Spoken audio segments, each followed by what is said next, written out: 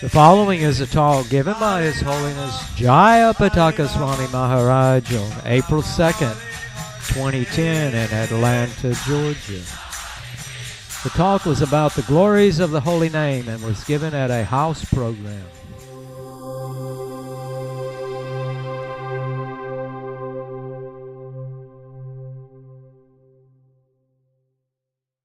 What is the means of attaining to the transcendental position? As explained before, the material world is acting under the spell of the modes of material nature.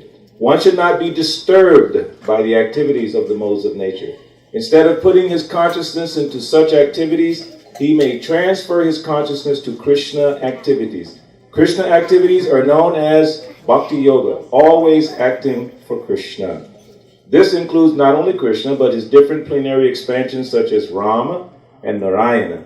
He has innumerable expansions. One who is engaged in the service of any of the forms of Krishna or his plenary expansions is considered to be transcendentally situated. Okay. One should also note that all the forms of Krishna are fully transcendental, blissful, full of knowledge, and eternal. Such personalities of Godhead are omnipotent and omniscient, and they possess all transcendental qualities. So, if one engages himself in the service of Krishna or his plenary expansions with unfailing determination, although these modes of material nature are very difficult to overcome, one can overcome them easily. And so, I'll try to sleep tonight, although, because as you know, about a year and a half ago, I suffered a stroke, so part of my face is paralyzed. So I'll try to speak. I hope I'll be able to understand. A verse tells us how we can transcend the three modes of nature. This is equally applicable to the householders as well as the renounced orders. So here, how many of you are householders? Oh, so many. So you can also achieve the absolute position by following the principle of this verse. Arjuna was also a householder. He had wives, children. His business was he was a prince and he was a general. So he was in the army. He was a Maharati. So,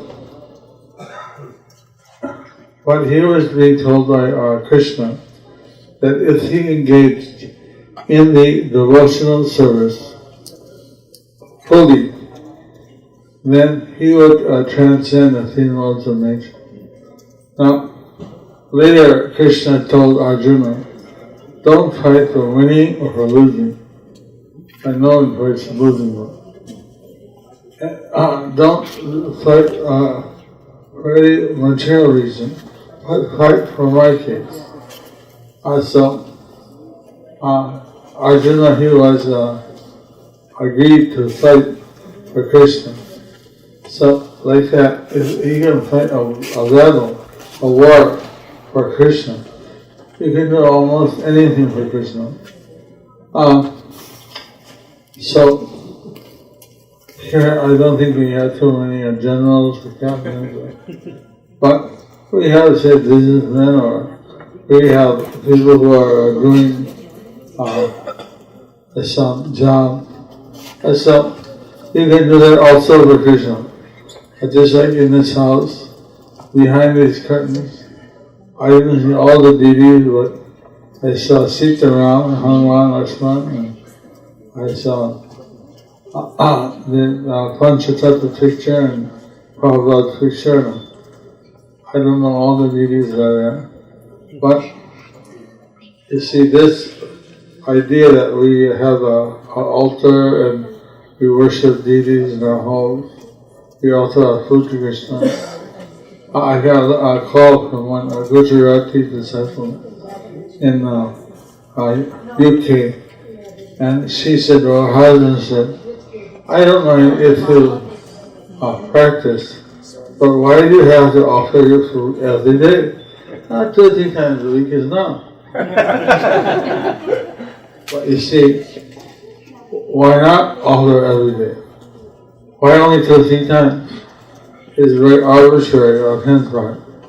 Krishna says here, if you fully engage in devotional service, you will transcend the three modes. Now, the devotees, they want to transcend the modes of nature.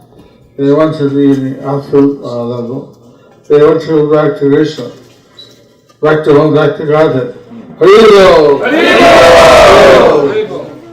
So there, in this profile, Prabhupada also said that all the experiences of Krishna, whether Rama or Narayana or Narasimha or Raha or any of the deities of Vishnu, they're all transcendental and they're all above the three modes of nature.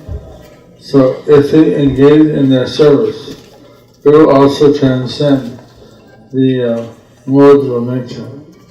So this is, of course, what Chaitanya, he had requested Marigupta that he should focus his mind on Krishna rather than Ram. So he tried, but again and again he found Sitaram. I kept coming up in his mind. So he felt very bad because he failed to carry out the order of Lord Chaitanya. So he asked Lord Chaitanya, can I go and take my wife in the Ganges? Because I failed to carry the order out. I tried. I followed Krishna, but again and again my Istadevata, Ramchandra, he kept coming up in my mind. Raghupati Raghava, Raja Ram, Padita Bhavana Sita Ram. Raghupati Raghava, Raja Ram, Padita Bhavana Sita Ram. Raghupati Raghava, Raja Ram, Padita Bhavana Sita Ram. So Lord Chaitanya embraced him, said, you are the real devotee of Lord Ram, because so it's alright, you can worship Ram. A general rule is we should try to worship Krishna, but we can worship actually any of the forms of the Lord. So sometimes the devotees are devoted to Ram, or sometimes to some other form of Vishnu. There was one Narasimha Brahmachari. He was very much devoted to the Narasimha deity. There was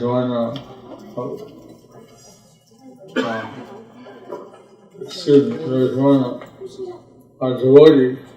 He was very much a worshipper of Rahadev. So, like this, Rahadev showed himself through that devotee in Navadvip in the island of Koladvip. Koladvip got his name because there Koladev or Rahadev, when he punched Hiranyaksha, the Asura, he touched with his hind leg the earth at that point and Navadvip down. And then he kicked Hiranyaksha and Hiranyaksha was dead on the spot. Haribol! Haribol! Haribol! Haribol! So like that, sometimes devotees have got some devotion for a particular form of the Lord. That's okay. But generally, you see, it says, Sahasranama Tuluvis, Eka Ramanama Radhave. Lord Shiva, he told to Parvati that the 1,000 names of Vishnu, if you get one name wrong, that's equal to the 1,000 names of Vishnu. My dear goddess, real beautiful face, the goddess. So, but then later in the Shiva Puran, he said that if you chant one name of Krishna, that's equal to 3,000 names of Vishnu. So, the name of Krishna is 3 times more powerful.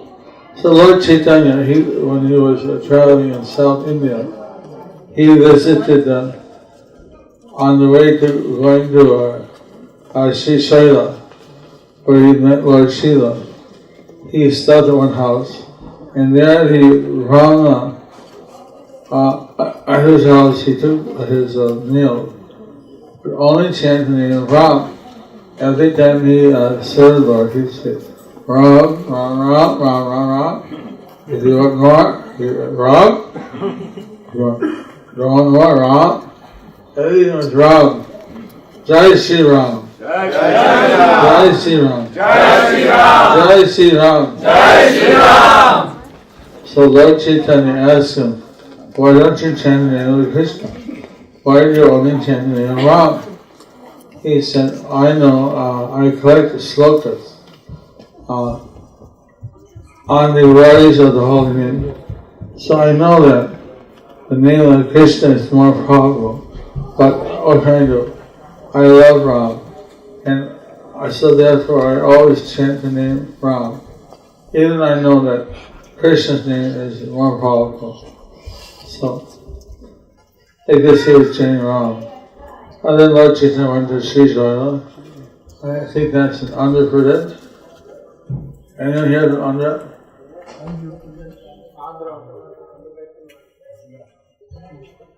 Hare Krishna. Hare Krishna. Bhagavana. So, somehow we have more temples in the state of Andhra Pradesh than anywhere else in India. 12 temples.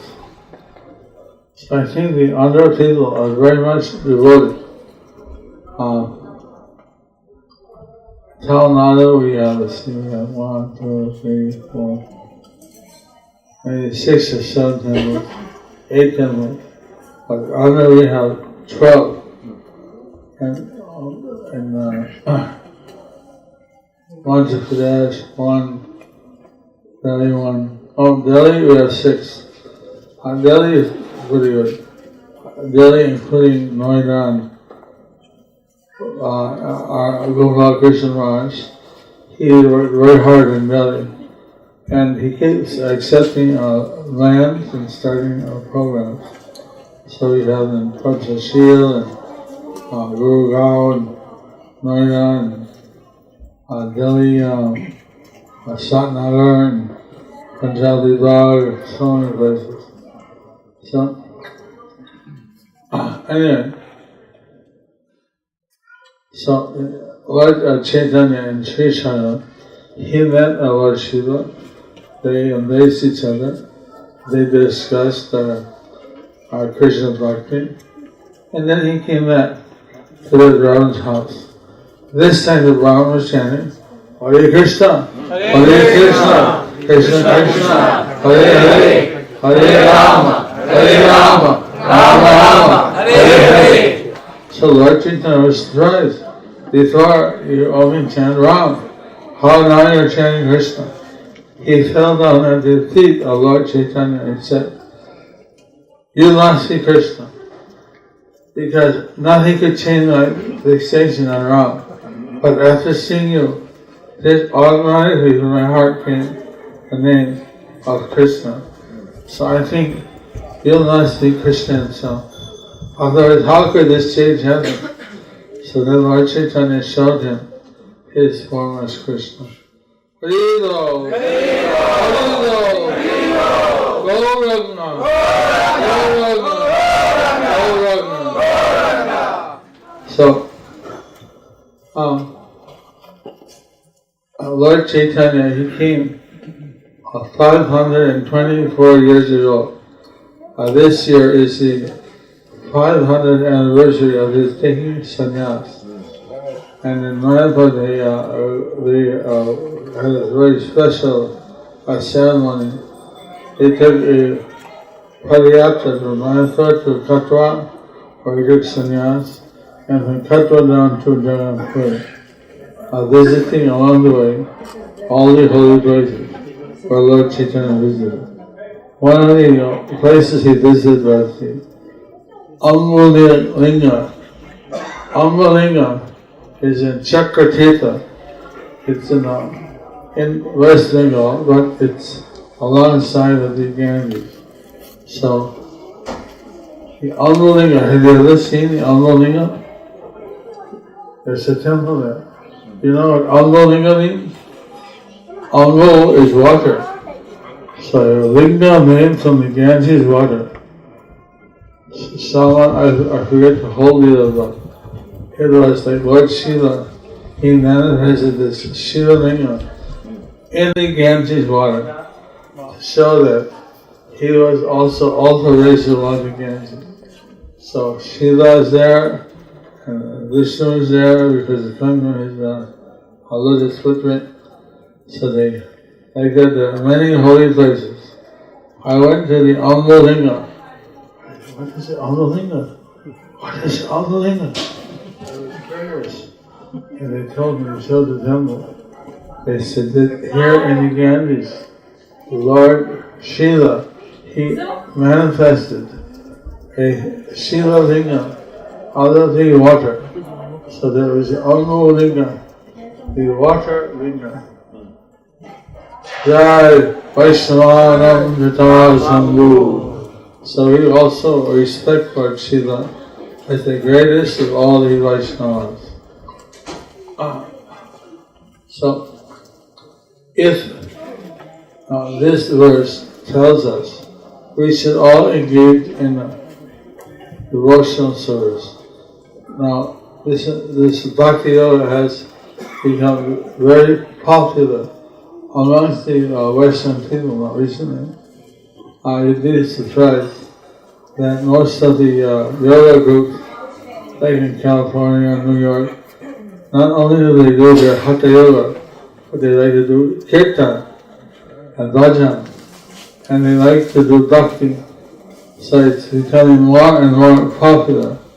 From India, certain Bhajan singers, they go around and they fill halls. They charge $40 a seat, and they buy the tickets and they fill the hall. So I think that our devotees like Paul Vadra, he should also do this Kirtan Yoga. He's a nice Kirtan singer, isn't he? Yeah. And we have also many amongst our devotees who are very good at Kirtan. So this Kirtan is very, very popular. And if one goes to the different yoga institutes and chants, they like it. They don't like it so much our philosophy, they like the Kirtan. Because our philosophy, of course, is that there is a Supreme Person, and that the Supreme Person is Vishnu or Krishna, and we should engage all our service to the Lord. It's not very hard. Actually, all of you can do it. And by doing it, you will back home back to God at the end of this life. Hare Krishna, Krishna Krishna, Hare Hare, Hare Rama, Rama Hare Hare. Today, President Ali's I see also Gokul Ranjan Prabhu and Pita Das, they are disciples of Bhaktivedanta Swami. Anyone else? Sikhi? Sikhi Niti, is he here? Sikhi Pichadari. Sikhi Pichadari. I think he's teaching in Alabama. He's here. He's hiding. Where? He's up here. Hello! He brought 2 devotees from Alabama with him. Raul and his new wife, Amrita. Let's welcome Rahul and Amrita. They're just new. Haribo! So, like this. When I first came to Atlanta, the temple president was Gokul Ranjan. At that time, Balwada was not president, he was vice president. But later he became the president. Later Prabhu, he lived in China, and I'm very happy to see him. And now our Sikhi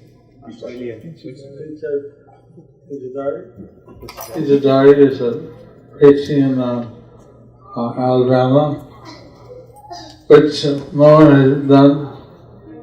So this is of course I visited years ago to Huntsville, and I saw many families there from Orissa. They are devotees to Lord Jagannath, Baladev, Subhadra. But you're all very fortunate because you get to associate with the disciples of Prabhupada here in this area, and also they come for the Panyati festival, which is going to be the 18th of June this year, when they also speak about their experiences of Srila Prabhupada. So Prabhupada visited this temple in Atlanta, and because he visited here, this is one of the rare places of the Lord of Prabhupada's Leela. He had just come from Latin America, and he came here to Atlanta. And so here he actually cried before the deity of Lord in time, and he sang Paramakuna. I always like to hear Lord Prabhu sing Paramakuna. I don't know if we get the good fortune today, but so Prabhupada, he wanted that his followers would practice Krishna consciousness from their house. How many here are initiated devotees? See so. Right? You're not raising your hand? How many initiated? So, most of them are living in the house. There's not so many here. So, this shows, you see, one can practice their Krishna consciousness from their house. And we want that people should chant Hare Krishna and practice from their home. It's not just a thing, offer your food to Krishna and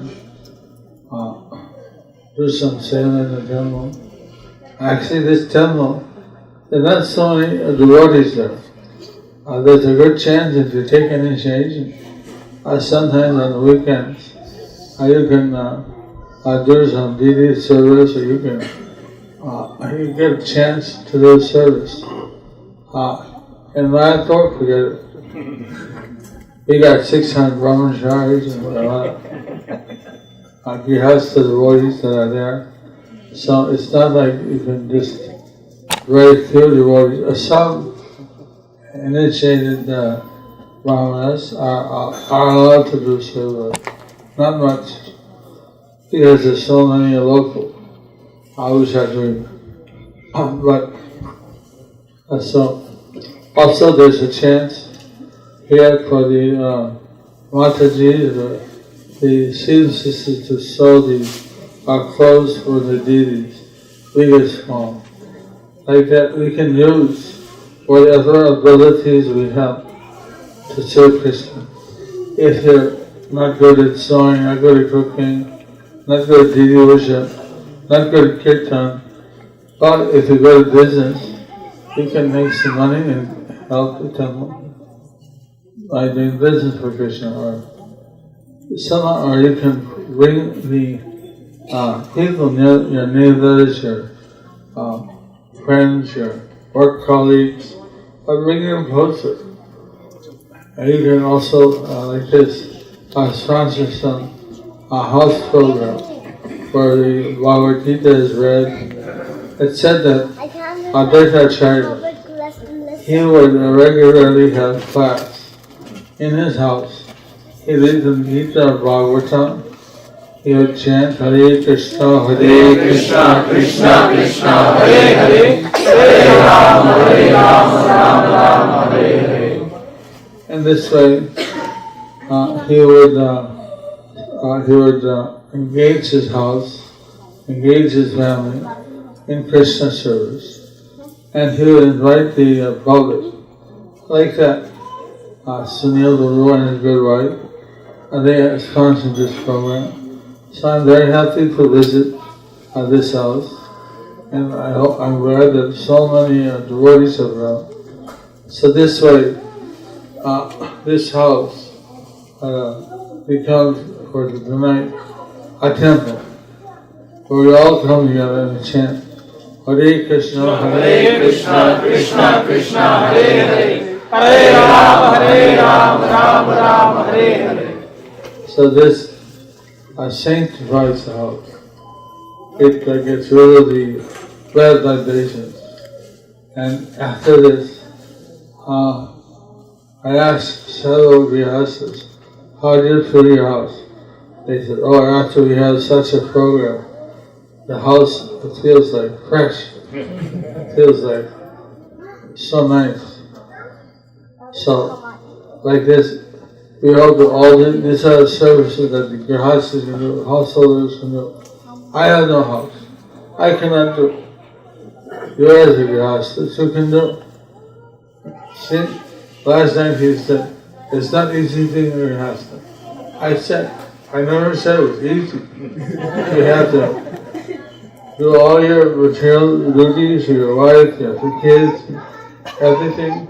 Your society, your taxes, and so on and so forth. At the same time, you need to do your spiritual duties. So you can, the other things are just ordinary. The spiritual things, I was going to this morning because I'm materially weakened after the stroke. So the therapist said I have to work out.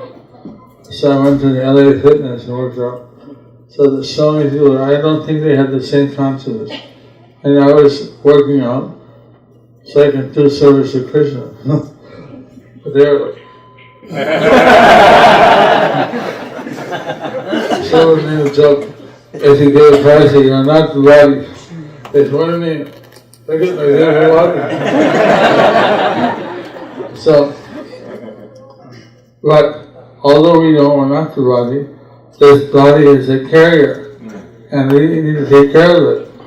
So we use our body in Krishna service, and by doing that, we are able to please Krishna. So we're not asking to neglect our body, we're not asking to neglect the duties, but simply add Krishna consciousness. Chant Hare Krishna, Krishna Krishna, Hare Hare, Hare Rama, Rama Hare Hare. So, how do you like the feast? Good. Relatively sweet. Is it okay? Yeah. You like to eat for Krishna? So you can eat for Krishna, you can sing for Krishna, you can dance for Krishna. H.H.Jayapataka Swami, he said, we pray that H.H.Jayapataka Swami next year he'll come and he'll dance. So I'm waiting for that.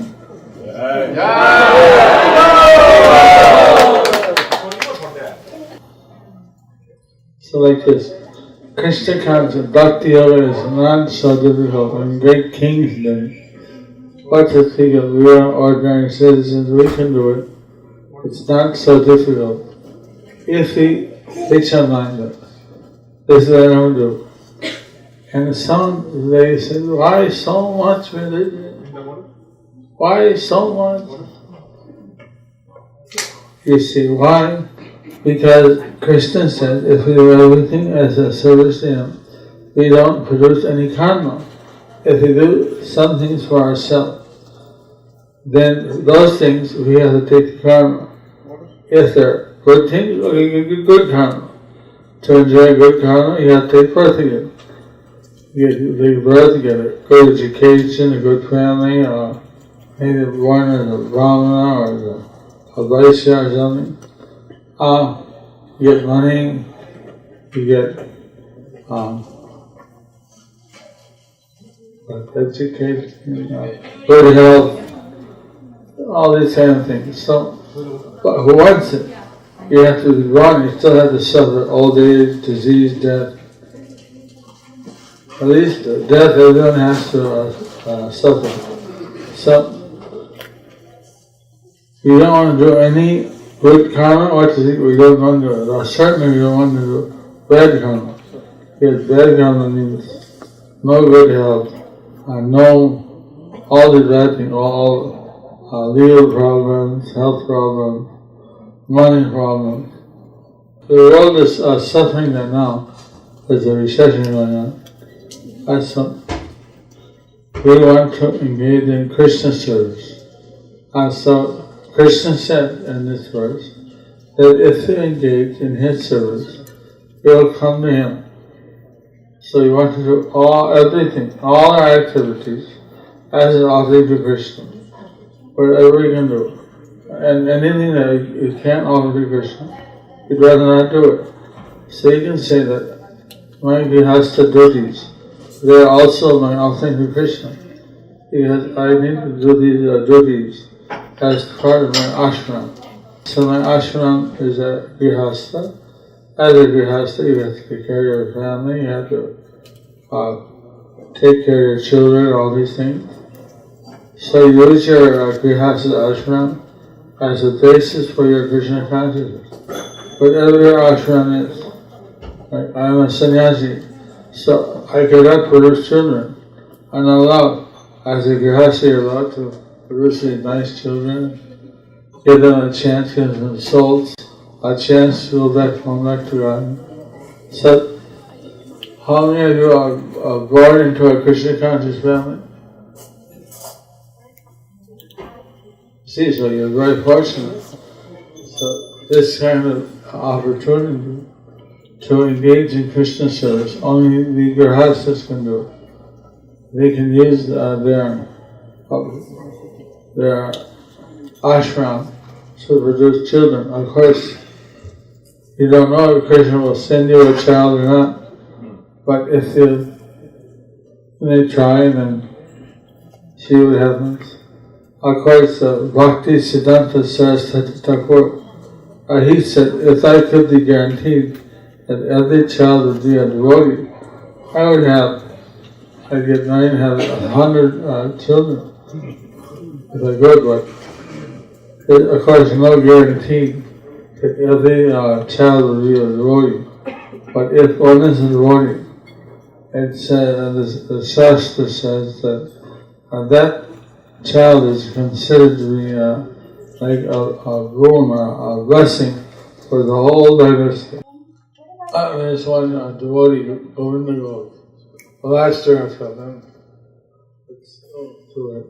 So, Govinda Ghosh, to make a long story short, he was told by Lord Chaitanya that he should get married. He had no plan to do that, but since it was the order of Lord Chaitanya, he took it on his head, and he entered the Grihastha ashram. He duly married our Krishna conscious lady, and they had a child, a son. Then all of a sudden, his wife was bitten by a snake and she died. So he thought, they said the son, but he was feeling, why did Lord Chaitanya have me take grass out and do away my wife? Then the son was taken away, I forget, snake bite fever or something. Then he really felt depressed. Lord Chaitanya had ordered me to take a grihastha. I had a wife, I had a son. We all were taking that. So he was getting very mental about it.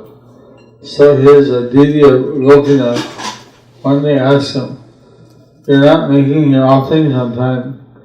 You're not getting proper offerings. What's that?" Normally the deity doesn't talk, but he was such a great devotee that the deity was talking to him. So he said, "Well, Lord Chaitanya asked me to take Grihastha ashram. I took it. I have a son. My wife, my son, all were taken away.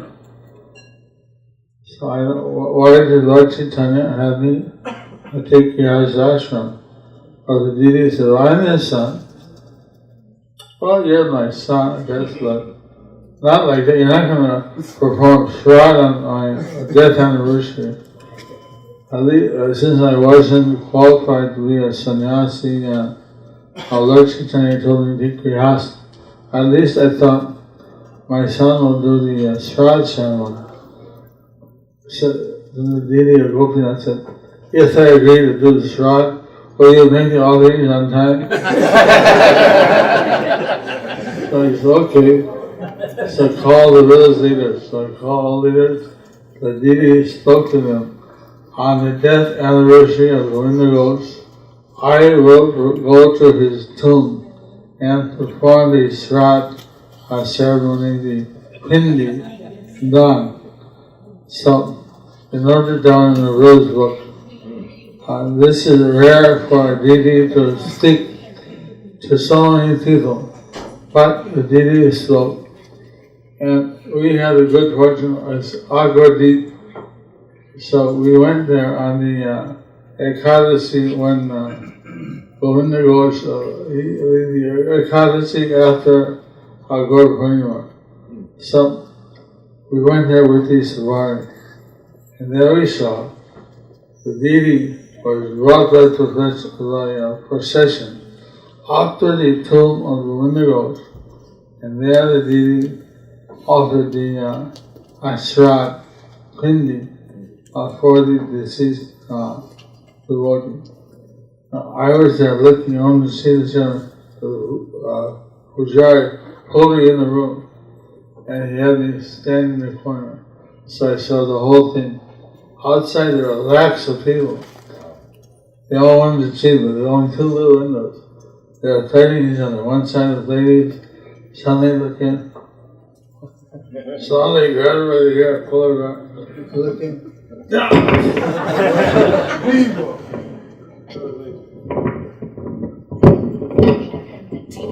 It was extremely violent. But somehow inside it was very peaceful. Outside was wild. I offered to build them a queue system so that people would travel by and see the deity. They still haven't accepted. I don't know why. But there we saw the deity of Gopinath. Shroud ceremony for his devotee. Jai Bhagwan Shri Gopinath Ki Jai! Jai Bhagwan Shri Gopinath Ki Jai! Jai Bhagwan Shri Gopinath Krishna Ki Jai! So, like that.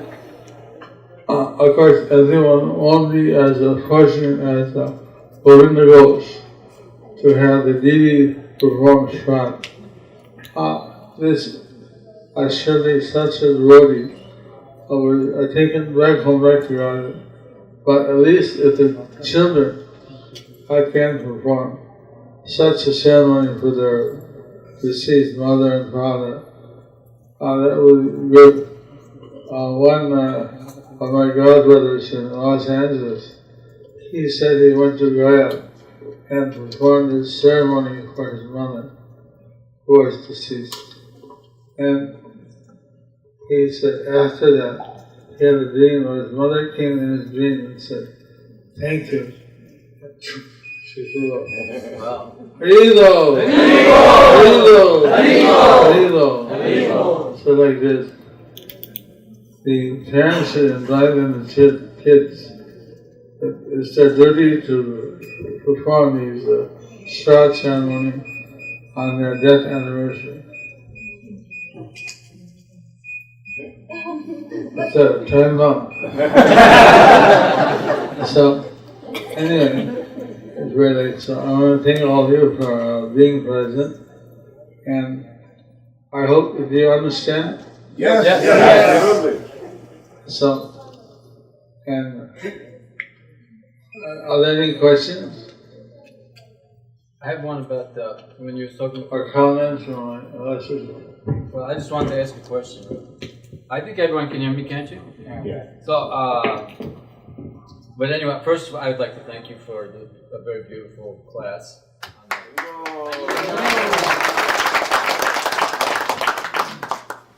And I wanted to ask a question about the name. You were saying that Vishnu, 1,000 Vishnus equals maybe one Krishna. But what about Lord Chaitanya's name? Lord Chaitanya's name.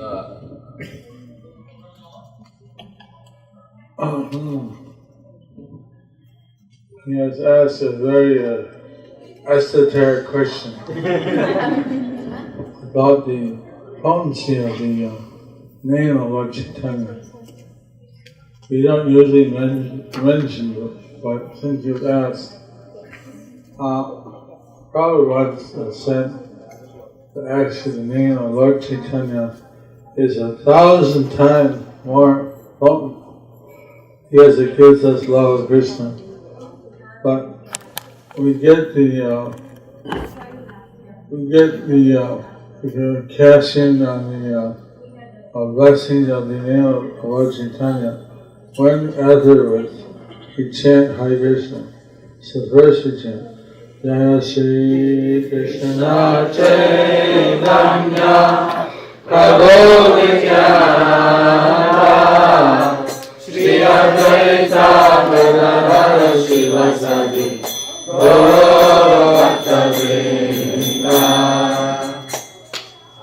and then afterwards we chant Hare Krishna, Hare Krishna, Krishna Krishna, Hare Hare, Hare Rama, Hare Rama, Rama Rama, Hare Hare.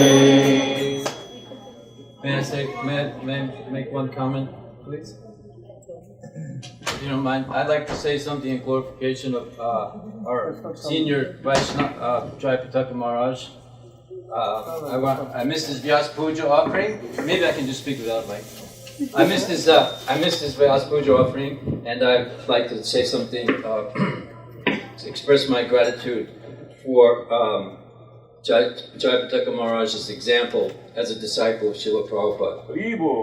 Jayapataka Maharaj is a bona fide disciple of Srila Prabhupada. Now, can anyone tell me what does that mean? What does that mean? If someone is a bona fide disciple, what does that mean? Ordained by Srila What? Prabhupada. That's right, but that's not the answer I want. What do you say? Go ahead, go for it. I would say following 6% the order of the spiritual. That's okay, but that's not the answer I want. That's true. It means he's a bona fide guru. He's qualified to serve his spiritual, he's 10% following his spiritual master, and that therefore he's serving his spiritual master by taking on this responsibility of teaching what he has heard from Srila Prabhupada. This verse that we just were reading, Mangjo Vyapacharena Bhakti Yogena Sevati Saguna Samaiti Jaitam Brahma Bhuyaya Kalpate. One time I heard and read think it was in the Chaitanya Charitamrita, Prabhupada also mentioned this verse, Adakshi Krishna Nama Di. Right, exactly. And in that, he gave a different translation. He said that when one's senses are saturated with bhakti, you know what saturated means? Like, you know, glove jubbing? When you pick it up, it's saturated. When the senses are saturated with bhakti, this is the stage where one never falls down. But Jayapataka Maharaj has given everything, his entire life, every moment of his life, even to the point now where he's given his health, and he's still coming to preach. It's interesting, today is Good Friday, where Jesus Christ was willing to suffer for his disciples. Jayapataka Maharaj, I mean, I'm the same age. I'm 2 months older than he is. I'm the same age. I have some small little problems physically. For me to come from Tennessee, I have so many aches and pains and so many troubles. But look at him. How he's traveling around, and he's not doing it for his own personal glorification. He's doing it to enlighten us. And he's doing it to give the mercy of Lord Chaitanya Mahaprabhu, which he received from Srila Prabhupada. There's a famous story of H.H.Jayapataka Swami where Prabhupada complimented him and said, "You're doing so nicely." And H.H.Jayapataka Maharaj said, "Oh, but Prabhupada, you're giving me so much mercy." And Prabhupada said, "No, I am giving my mercy equally. I'm giving to everyone equally, but you are receiving." And so, this disciple of Srila Prabhupada is receiving the mercy of Srila Prabhupada, and the proof is that he is only wanting to give that mercy to us. And I just feel very grateful to have had some small association with him, and that my words aren't really fully describing my full feelings for this bona fide disciple of Srila Prabhupada. Jayapataka Maharaj again! His grace, Gopala Ranjan Prabhu ki jai! There's a question over here. Hi, good day. I'd like to ask these questions. Sometimes we have children in Krishna consciousness, and we do the ceremony, the 50 rounds, and this and that, and they really don't turn out to be what we expect them to be sometimes. Sometimes the adoption thing, is that like something that it's like kind of preaching, adopting children so we can make them Vaishnavas or try to help other children besides try to have a child, but actually try to adopt children for their benefit and raising them, adopting children. My dear Shiksha disciple, Rati Nazi. Interesting question. So, the main question was about adoption, but your prelude was a statement that sometimes the children don't turn out the way you expect. Try to have a Christian conscience. I wouldn't write them off.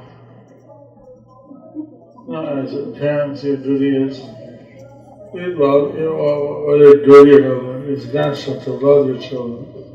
And you should try to give them a Christian consciousness. Maybe they accept, or maybe they don't accept. Right now, there's a story in the 8th chapter of the glories of the Bhagavad Gita, the Mahatma of the 8th chapter. One boy and girl, they got married. They were both, you can say, like guru coolies. They were going away sometimes, but they wanted to enjoy, they wanted to see the world, so they went around, they traveled. And after a while, the husband, he told his wife, that sitting under a tree, which they didn't know it was a tree that the criminals were hanged at. It was a large tamarind tree, so it had lots of both. And they were all like surrounding this young couple, and they thought when it gets dark, he'll just possess their bodies and very so. Who'll be the first to enter? They got the claim, so they're all listening to what they're saying. So he said, sometimes I wonder, what is the soul? What is the karma? What is the absolute truth? Who is God? I wonder, she said, I learned in the Gurukul the same thing there's a verse in Bhagavad Gita that says, Akit Tat Brahma, King Adhyatma, King Karma Purushotama. Ho! The tree fell down.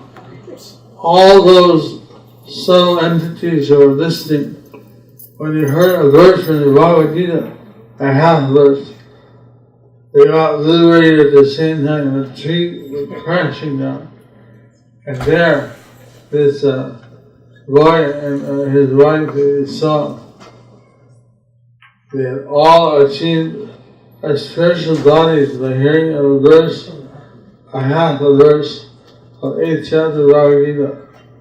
And down from the spiritual sky came the Vishnu Dutas and one airplane that was propelled by mantras. Hare Krishna, Krishna Krishna, Hare Hare, Hare Rama, Rama Rama, Hare Hare. Hare Krishna, Krishna Krishna, Hare Hare, Hare Rama, Rama Rama, Hare Hare. Again. Hare Krishna, Krishna Krishna, Hare Hare, Hare Rama, Rama Rama, Hare Hare. So, when this was witnessed by the husband, he asked his wife, what did you say? Did you just see what happened? That she was filled with ghosts, and they were all liberated and taken back to God. And what did you say? Well, she said, I said some part of a verse from the Bhagavad Gita. King Tat Brahma, King Adhyatma, King Karma Purushotama. Wow, you are really powerful. So he began to chant. If it worked for them, it'll work for me. So he started to chant.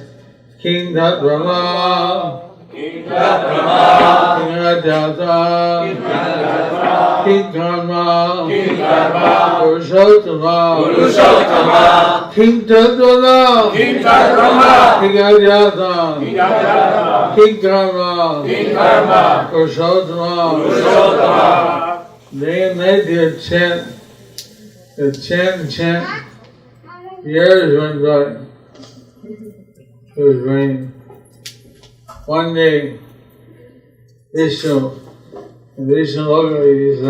Swami, so Lakshmi, the goddess of fortune, she asked, why are especially smiling and white today?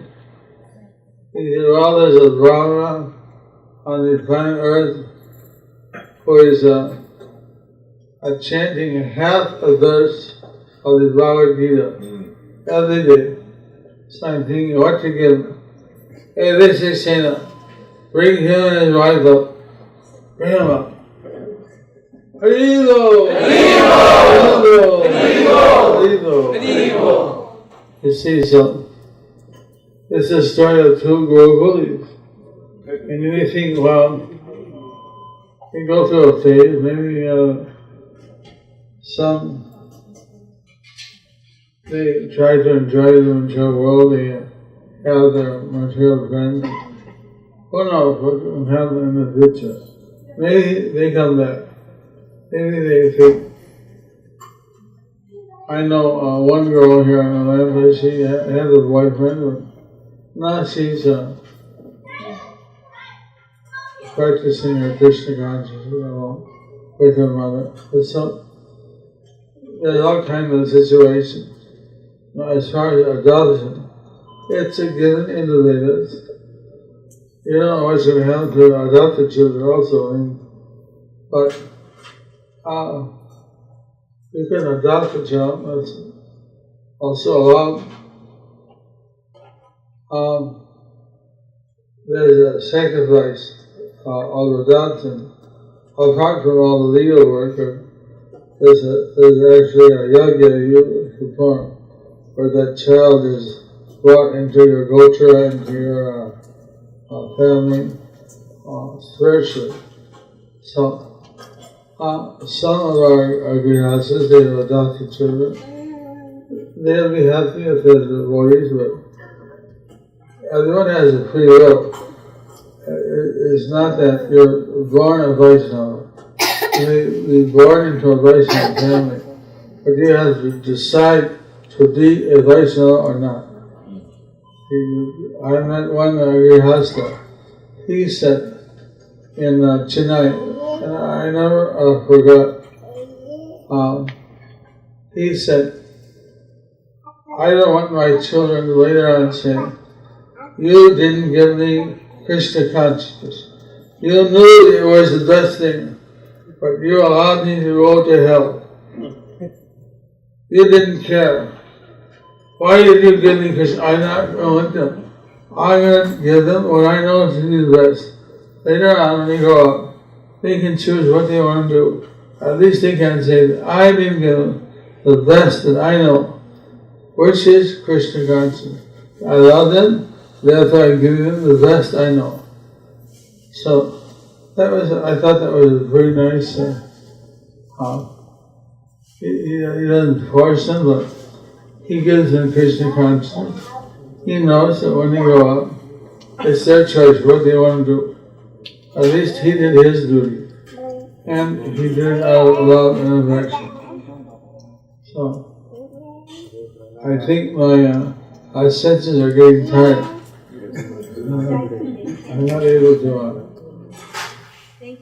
My heart is there, but my senses don't match up. Thank you all very much. Thank you. Let's all give a big thanks to Sunil and Kudwai.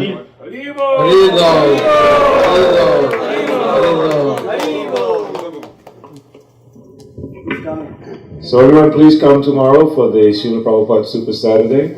And Jayapataka Maharaj will also be speaking there tomorrow. And then Sunday feast, of course, he's giving a lecture. Hari Bol. Oh yes, tomorrow is our monthly Harinam. And we'll be leaving the temple at 4 o'clock, coming back at time for the arti. 5:30. So everyone, please come for Harinam. There's plenty of room. We can have 100 devotees if you like. And we'd like to also welcome all the devotees from the various locations, Alabama, Mississippi, wherever you might be from, Philadelphia. Thank you all for coming. Haribol.